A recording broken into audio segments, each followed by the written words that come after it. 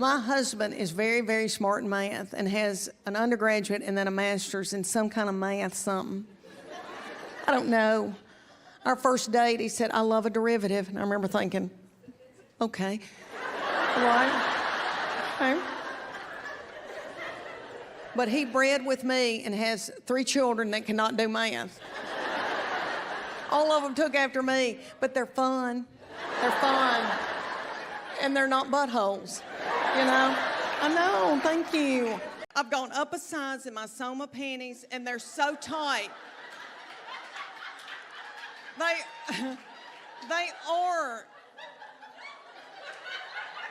are cutting me in two. And they're starting to roll down.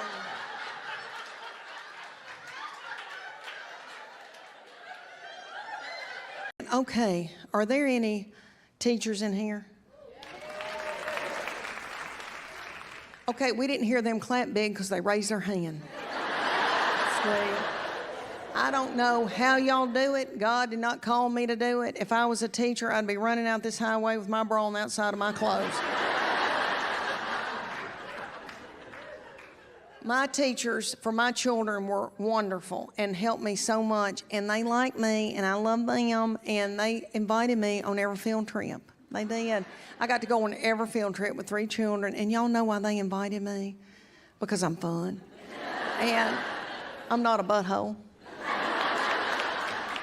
So if you're not getting invited on the field trips,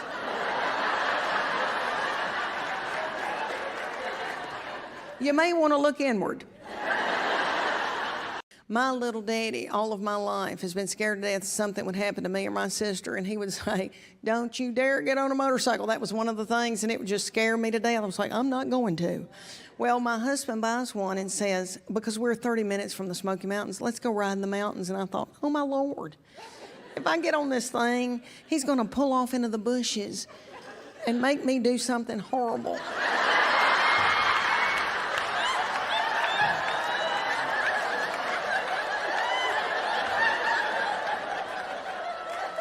And I can't be scared and do it. And my husband is still tickled with me, if you know what I mean.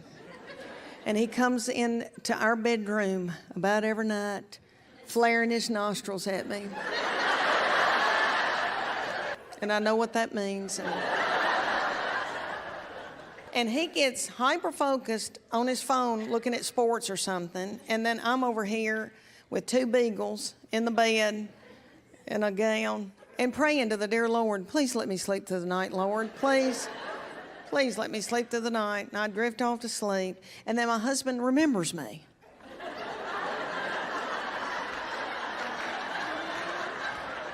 And I'm over here dead to the world.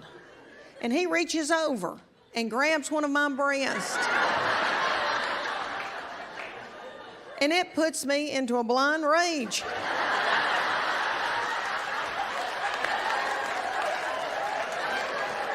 We all get in this tiny little float plane, and we've got on, they put these big old headphones on us, and somebody's narrating, I think it's Wink Martindale.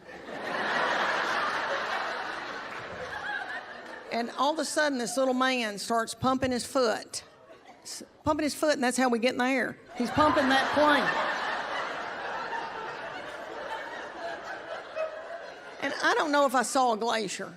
I don't know if I saw one. One, because, I mean, it was all white everywhere, but also I was praying. And I took my purse handles and took them around my neck and put that purse on in case somebody needed to identify my body.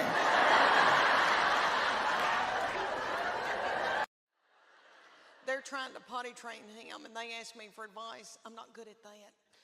I never got that. I had 3 children, and I was never good at that. We'd be at a grocery store, and mine would be in either, Superman panties or little princess panties, and doo-doo balls would just fall out.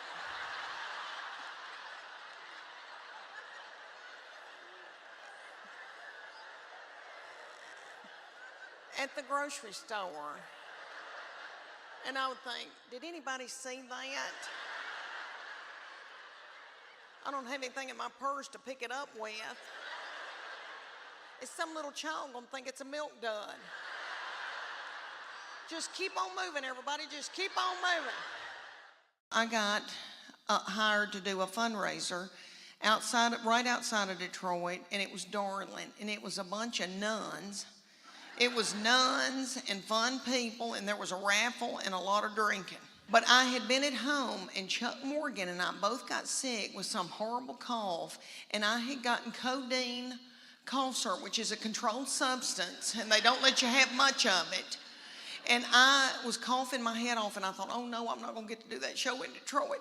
And but I thought, I've got my codeine, I'll be all right. I can dope myself up, and I can do it. Chuck Morgan drank all of my codeine cough syrup. And I said, I've got to go do a show in Detroit. And I didn't have anything, so I rubbed vapor rub on the bottom of my feet. And I was young enough to still wear heels. And I remember those nuns, and everybody was having a big time, and they were raffling off purses, and I was sliding around in my heels and vapor rub. I've done every diet in the world. My mama and my sister and I took Dexatrim. When I was 17 years old, I'm the youngest. You could buy it everywhere. Do y'all remember Dexatrim? Yeah, it was speed. We took speed as a family.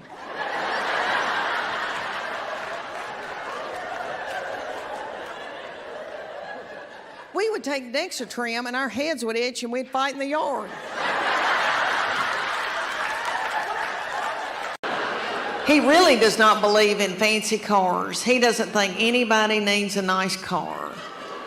My children drive old, beat-up cars, and what he does for me, he'll buy me a car about a year old, pay cash for it, and then make me drive it the rest of my life. I finally had to put my foot down because I was driving a 2009 white Honda Pilot, and they're wonderful cars, but if you don't know what that model looks like, it looks like I was delivering Lay's potato chips. I never felt pretty in it. It had over 239,000 miles on it when lights started flashing in it saying, "Get out, Leanne, get out." He watches Viking shows, and then there's Game of Thrones and all that. I cannot watch it. All that.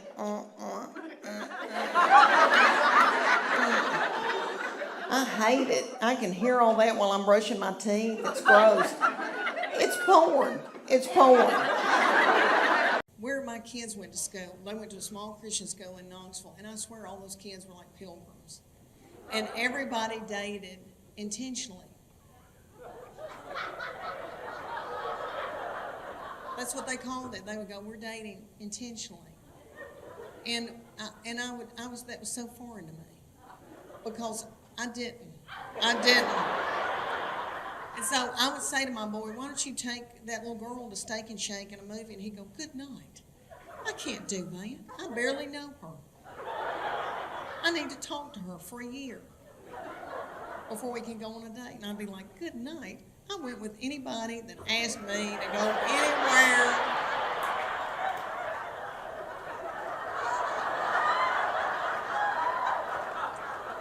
We were at the McDonald's. I had two playing one in the balls and one up in a tube. And my baby child did not have any teeth yet. She was in a high chair. And I threw